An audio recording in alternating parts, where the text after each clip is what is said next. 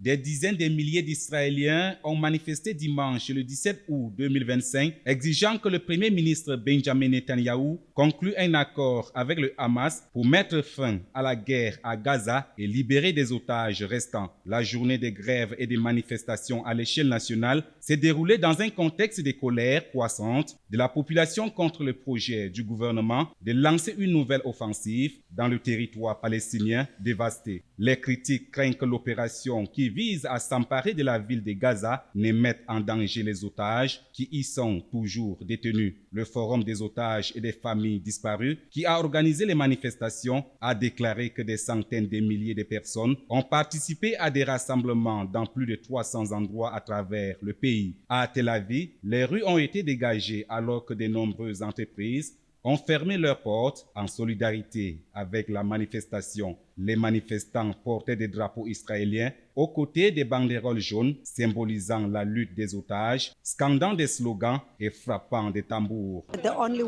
La seule façon pour le progrès de s'épanouir ici est d'avoir des accords et non la guerre. Des accords entre tous les pays qui croient en la paix. C'est la seule façon d'arrêter la guerre ici.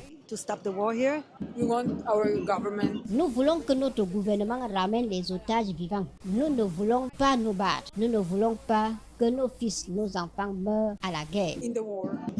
Juste pour mettre fin à cette guerre, c'est ce que nous voulons.